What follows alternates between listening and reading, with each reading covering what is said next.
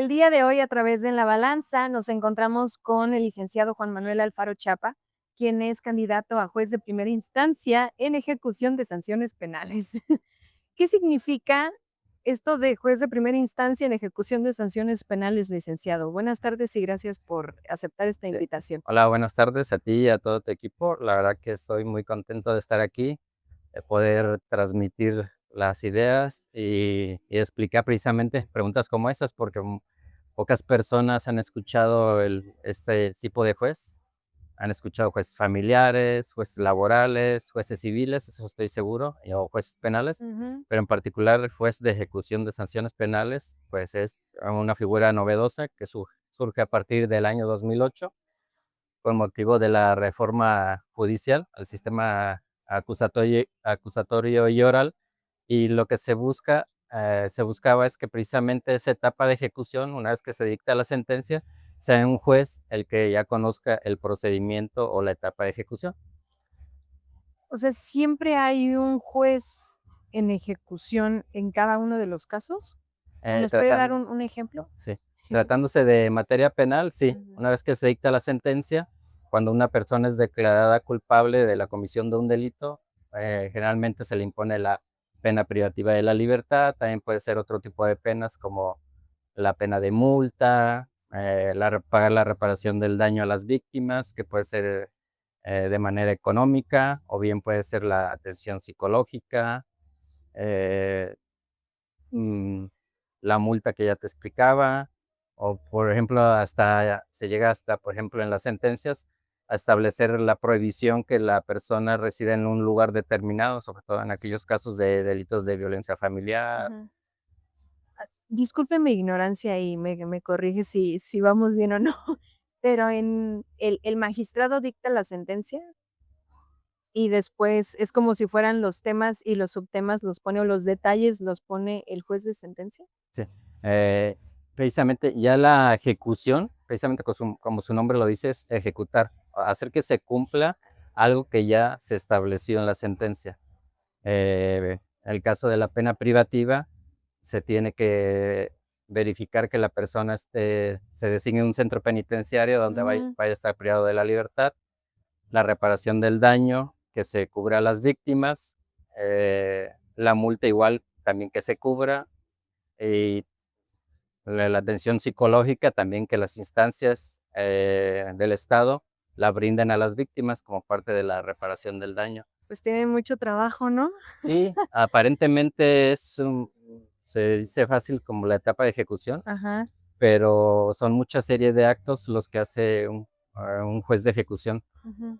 Por ejemplo, también está el tema de la concesión de los beneficios. Es decir, que cuando a una persona se le condena a una pena privativa, Ujú. si no excede, por ejemplo, determinados años, puede acceder a un beneficio, o incluso ya estando en reclusión, se le puede conceder un beneficio de libertad anticipada o Ujú. libertad condicionada. Esto, por ejemplo, entre los principales requisitos, pues el primero es de la temporalidad.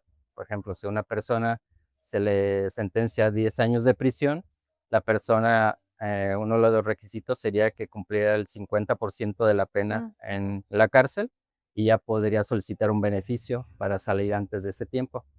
Obviamente que también ahí esa libertad no es absoluta, sino que se le está supervisando Ajá. mientras está en libertad.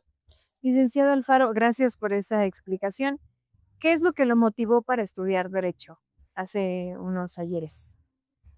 ¿Qué fue la situación, no sé, familiar, algún caso en particular que vio?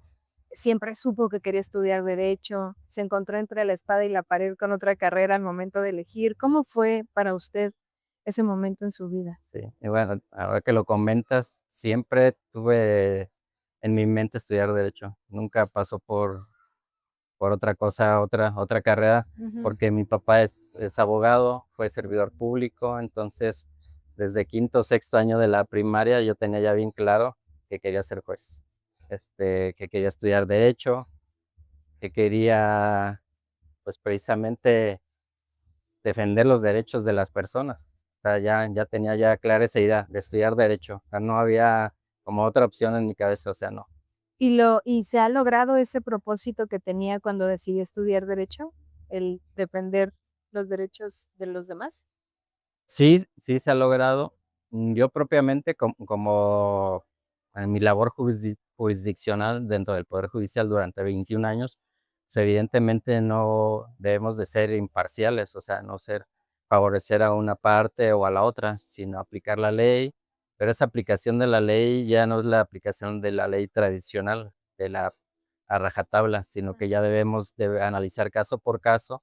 Ya implica en ese análisis verificar que se garanticen los derechos de los niños, niños adolescentes, los derechos de las mujeres, mm, garantizar, analizar cuando haya la perspectiva de género, los derechos de los adultos mayores también. Y en esta trayectoria, ¿cuál diría que es uno de sus más grandes retos o que ha sido uno de sus más grandes retos? Pues estar durante 21 años de manera continua en el Poder Judicial y seguir aprendiendo, porque creo que Ujú. como abogado, y al igual que cualquier profesionista o igual personas que hacen un oficio, la actualización constante debe de ser uno de los pilares fuertes como todo profesionista. ¿Considera que la justicia en México es accesible para todos? En el papel, sí, sí es PDR. accesible. En el papel, sí, sí verificamos todo el ordenamiento legal, sí es perfecta, o sea, sí hay un acceso a la justicia. Sin embargo, Su ya en la experiencia. práctica ya no se materializa, por diversos factores. Por ejemplo, muchas veces pasa por el tema presupuestal, por ejemplo, si hay instancias, por ejemplo, la Defensoría Pública, la Comisión de Víctimas, que se encarga precisamente de defender, ya sea en materia penal a los acusados, la Defensoría Pública, y la Comisión de Víctimas a las víctimas de los delitos.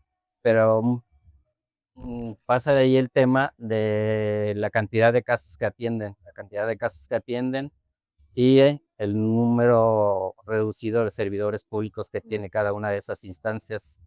Y el tema presupuestal, porque, por ejemplo, se dice que las víctimas tienen garantizada la reparación del daño.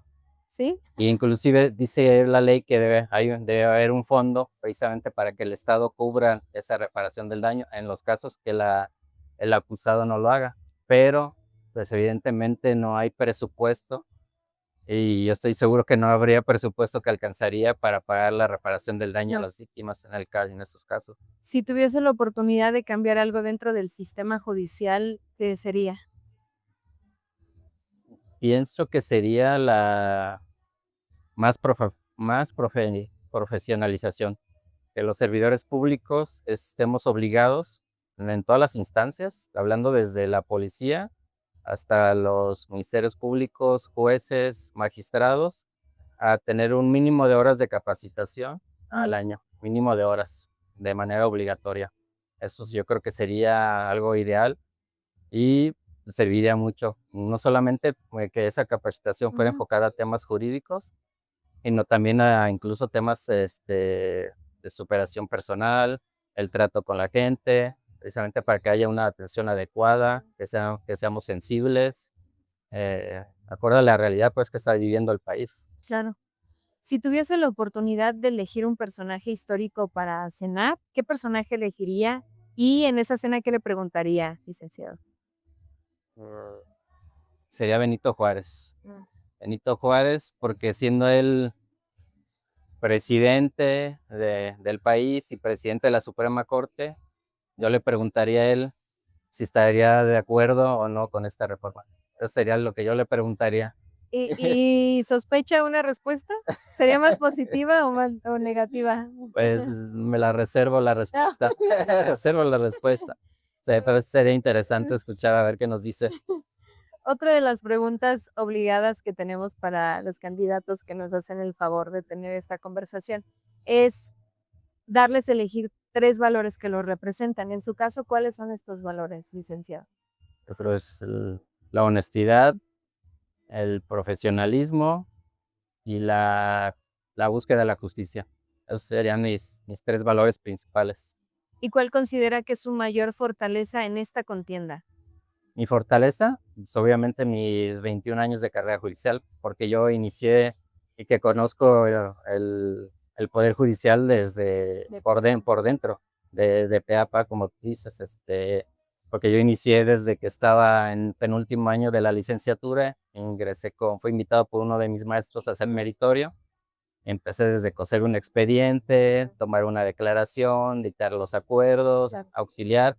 Luego ya surgió la oportunidad de ser escribiente, que es la categoría más baja en el Poder Judicial, y donde también pues uno es el auxiliar del secretario, Mm. al igual, tomar las declaraciones, elaborar proyectos de órdenes de aprehensión, de autos de formal prisión en aquel entonces.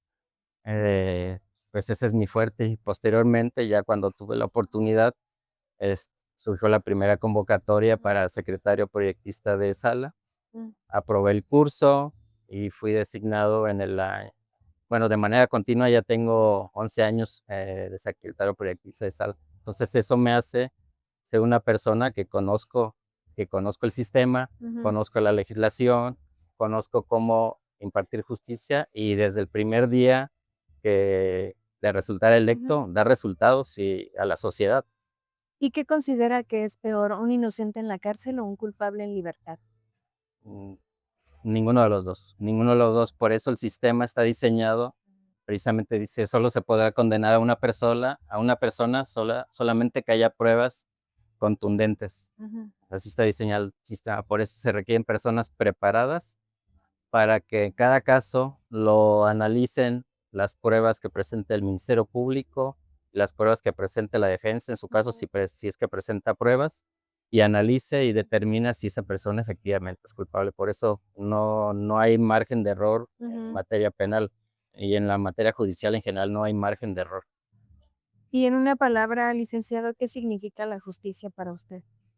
La justicia, recuerdo las clases precisamente de la licenciatura, donde nos decían, es que la justicia es el dar a cada quien lo que le corresponde, pero ya ha evolucionado tanto el derecho, por ejemplo, ya implica no nada más la aplicación de la ley, sino ya tenemos que analizar cada caso en particular, ver si hay inmiscuidos derechos de los niños, Ujú. derechos de las mujeres, derechos de los adultos mayores, y resolver no solamente aplicando la ley Claro. como está escrita, sino aplicando ya también en conjunto con los derechos humanos para buscar que sea una resolución justa. Ujú.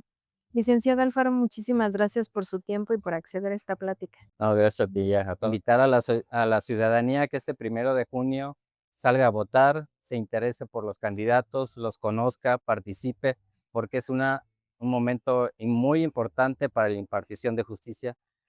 Sí, lo ideal es que conozcan a los candidatos por los que van a votar y elijan a los mejores perfiles. Yo soy Juan Manuel Alfaro Chapa, me encuentro en la boleta naranja de juezas y jueces penales del estado de Michoacán con el número 42.